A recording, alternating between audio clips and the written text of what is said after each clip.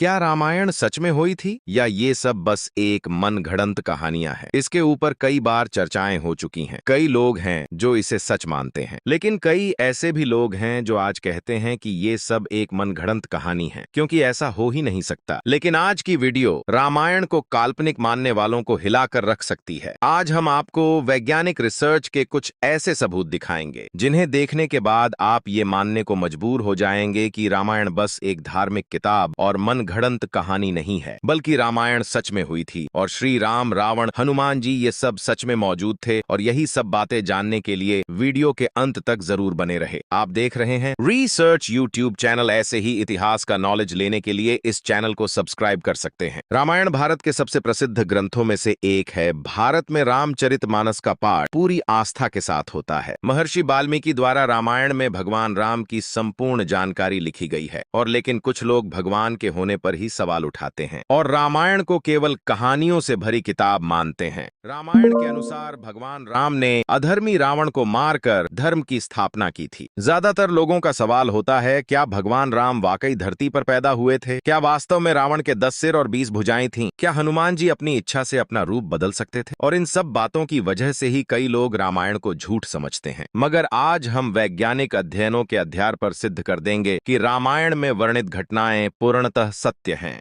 Number 1, Ramayan कालीन हवाई अड्डे। जितना हम रामायण को भारत में मानते हैं, उतना या फिर कहूं कि उससे भी ज्यादा श्रीलंका में माना जाता है। और इसलिए श्रीलंका में रामायण अनुसंधान टीम ने रामायण के काल के 4 हवाई अड्डे खोजने का दावा किया है। पिछले 9 वर्षों से ये ऑर्गेनाइजेशन श्रीलंका के कोने कोने की छानबीन कर रही थी। यहाँ उन्हें कई जानकारी और अवशेष मिले, परंतु 4 सालों में लंका के दुर्गम स्थानों की खोज के कारण रावण के 4 हवाई अड्डे हाथ लगे। रामायण अनुसंधान टीम के अध्यक्ष अशोक केंट का कहना है कि रामायण की लंका वास्तव में श्रीलंका ही है। यहाँ उसान घोड़ा, गुरुलोपोथा, तोतुपोला कंधा और बरिया पोला नामक 4 हवाई अड्डे मिले हैं। और इन्हीं हवाई अड्डों से रावण पुष्पक विमान को उड़ाता होगा। और ये हवाई अड्डे न सिर्फ ये बताते हैं कि रामायण सच में हुआ था, पर ये भी बताते हैं कि उन पर लिखी सारी बात जिन पर हमें यकीन नहीं होता, वह भी सच है। 2, रावण का महल। रामायण के अनुसार रावण सोने की लंका में रहा करता था, जिसे हनुमान जी ने जला दिया था। श्रीलंका गवर्नमेंट को श्रीलंका में एक ऐसा महल मिला है और यह दावा है कि यह महल रामायण काल का है। इस महल से कहीं सीक्रेट रास्ते निकलते हैं जो उस महल को शहर के अलग अलग जगह से जोड़ता है। लेकिन जब रिसर्च टीम ने इन पर रिसर्च की तो पता चला कि ये गुफाएं नेचुरल नहीं, बल्कि किसी समय में इंसानों द्वारा बनाया गया था। लंका हिस्ट्री के अनुसार रावण शहर के अलग अलग हिस्सों में अचानक से ही प्रकट हो जाया करता था और पलक झपकते ही उन हिस्सों से गायब होकर अपनी महल में पहुंच जाता था। इसलिए जानकारों का मानना है कि रावण इन्हीं गुप्त रास्तों का इस्तेमाल किया करता था। अब इतने बड़े एविडेंस को हम कैसे नकार सकते हैं? नंबर 3, अशोक वाटिका के सबूत। रामायण के अनुसार रावण ने माता सीता का हरण करके उन्हें अशोक वाटिका के अंदर रखा था। कहा जाता है कि अशोक वाटिका रावण का सबसे पसंदीदा स्थान था। ये जगह इतने रहस्यमय थी कि हनुमान जी इसे आसानी से ढूंढ नहीं पाए थे। मगर हैरानी की बात तो ये है कि वह अशोक वाटिका आज भी श्रीलंका में मौजूद है। ऐसा माना जाता है कि एलिया पर्वत की एक गुफा में माता सीता को रखा गया था, जिसे सीता एलिया नाम से जाना जाता है। यहाँ सीता माता का एक मंदिर भी है जिसे विरांग टोक कहते हैं और वैयांगना से 10 किलोमीटर की दूरी पर है। यहीं पर सीता जी का अपहरण कर सीता जी को उतारा गया था। मगर यहाँ पर जिस बात ने सबसे ज्यादा चौंकाया वो यहाँ मौजूद पेड़ है। रामायण ग्रंथ में इस बात का जिक्र मिलता है कि अशोक वाटिका में अशोक के वृक्ष बहुत ज्यादा थे, इसलिए इसका नाम अशोक वाटिका रखा गया था। तब जैसा रामायण में इस वाटिका के बारे में कहा गया था, वैसा आज ये गार्डन है, तो हम इसे एक रामायण कालीन सबूत मान सकते हैं। 4, द्रोणगिरी पर्वत। दोस्तों, रामायण में लिखा हुआ है कि युद्ध में जब मेघनाथ द्वारा लक्ष्मण जी मूर्छित हो गए थे, उनकी जान बचाने के लिए संजीवनी बूटी की जरूरत पड़ी, जिसके लिए जड़ी बूटी लाने का यह जिम्मा हनुमान जी को दिया गया था। तब हनुमान जी संजीवनी बूटी लाने के लिए द्रोणगिरी पर्वत पर गए थे। जब हनुमान जी को संजीवनी बूटी का पता नहीं चला तो वे द्रोणगिरी पर्वत के टुकड़े को ही उठा लाए। मान्यता के अनुसार ये वही पहाड़ है जो आज भी वहां मौजूद है। कुछ लोग इसके बारे में कहते हैं कि आज भी उस पर्वत पर वह निशान मौजूद है जहां से हनुमान जी ने उसे तोड़ा था। लेकिन जिस पर्वत का जिक्र रामायण में मिलता है वह आज ही मौजूद है। जड़ी बूटी देने के बाद पहाड़ के टुकड़े टुकड़े कर इसे श्रीलंका में फेंक दिया था। जहां जहां इस पर्वत के टुकड़े गिरे वहां के पेड़ पौधे और जड़ी बूटी वहां के ये जगहों से अलग है और सच में श्रीलंका में कई कमाल की जड़ी बूटी मिलती है। श्रीलंका में हिमालय की जड़ी बूटियों का मिलना इस बात का पर्याप्त सबूत है कि लक्ष्मण जी को संजीवनी देने की घटना पूर्ण रूप से सत्य है, क्योंकि ये जड़ी बूटियों के पौधे वहीं पे मिले हैं जहां लक्ष्मण जी को जड़ी बूटी दी गई थी, जबकि दूसरे हिस्से में इस प्रकार की कोई जड़ी बूटी नहीं मिलती। नंबर 5, राम सेतु रामायण सच में हुई थी। इसका सबसे बड़ा प्रूफ है राम सेतु। राम सेतु को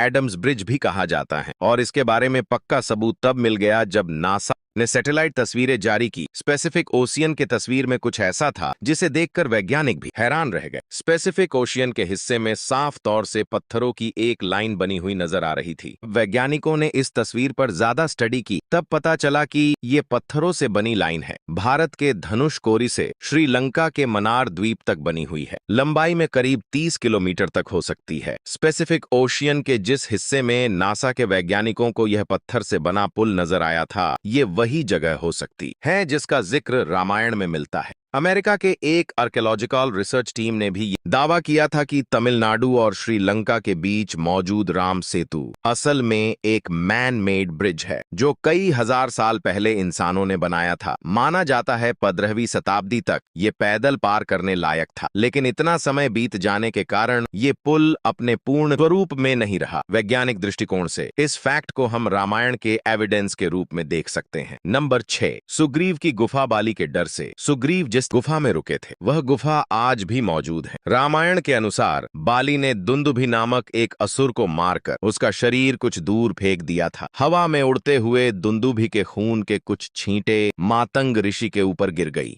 और फिर ऋषि ने अपने तप के बल पर जान लिया कि ये किसकी हरकत है। फिर क्रोधित ऋषि ने बाली को यह श्राप दिया था कि वो कभी भी ऋषि के पर्वत के क्षेत्र में आएगा तो उसकी मृत्यु हो जाएगी। सुग्रीव को राज्य से निकाले जाने पर वे यहीं पर आए थे, क्योंकि वे जानते थे कि बाली यहाँ नहीं आ सकता। यहीं पर उनकी मुलाकात राम जी से भी हुई थी और बाद में राम जी ने बाली का वध किया था और सुग्रीव को किष्किंधा का राज्य सौंप दिया था। और ये सारी गुफाएं आज भी मौजूद हैं। नंबर 7, राम सेतु के पत्थर। भगवान राम ने समुद्र को पार करने के लिए बंदरों की सहायता से लंका तक पुल बना दिया था। कहा जाता है कि इस पुल के माध्यम से श्री राम की पूरी वानर सेना रावण से लड़ने लंका गई थी। मगर हैरानी की बात यह है कि राम सेतु में इस्तेमाल किए गए पत्थर आज भी मौजूद है। राम सेतु पुल के पत्थर पानी में तैरते थे। रामेश्वरम में सुनामी के दौरान कुछ पत्थर जमीन पर आ गए थे। शोधकर्ताओं ने जब उन्हें दोबारा पानी में फेंका तो वह तैर रहे थे, जबकि दूसरे पत्थर पानी में डूब जाते थे। शोधकर्ताओं के अनुसार इसके लिए एक अलग किस्म का पत्थर इस्तेमाल किया गया था, जिसे विज्ञान की भाषा में प्यूमाइस स्टोन कहते हैं। यह पत्थर पानी में नहीं डूबता और तैरने वाला यह पत्थर ज्वालामुखी के लावा से आकार लेते हुए अपने आप बनता है। ज्वालामुखी से बाहर आता हुआ लावा जब वातावरण में मिलता है तब उसके साथ ठंडी या उससे कम तापमान की हवा मिल जाती है। ये गर्म और ठंडे का मिलाव ही इस पत्थर में कई तरह से छेद कर देता है, जिस कारण यह पत्थर पानी में नहीं डूबता। अब इन पत्थरों के पीछे का विज्ञान भी रामायण के समय उनको पता था और उन्होंने इस तकनीक का उपयोग राम सेतु बनाने में किया था। यह रामायण का एक पुख्ता और मजबूत सबूत है। नंबर 8, जली हुई लंका के सबूत। रामायण ग्रंथ के अनुसार हनुमान जी ने लंका की सोने की नगरी को जला दिया था, मगर अभी ही कुछ एविडेंस मिले हैं जिन्हें लेकर कहा जा रहा है कि लंका के जलने के सबूत आज भी वहां पर मौजूद हैं। जिस जगह पर लंका को जलाया गया था वहां की मिट्टी आज भी काली है, जबकि उसके आसपास की मिट्टी का रंग वैसा ही है जैसा कि नॉर्मली होना चाहिए। बस इतने से इलाके में ये काली मिट्टी मौजूद है जो कि जली हुई लंका के सबूत को बताती है। इस बात को भी हम इत्तेफाक कहकर टाल नहीं सकते। अब जब आपको इतने सारे प्रूफ दिया जा रहे हैं, यहां तक के इतने सारे प्रूफ कोई इत्तेफाक नहीं हो सकते, तो इसलिए यही साबित होता है कि रामायण सच में घटित हुई थी। आपका क्या विचार है? हमें कमेंट में लिखाकर जरूर बताइए। आज के लिए बस इतना ही। आपसे फिर मिलेंगे एक नए वीडियो में। तब तक के लिए नमस्कार।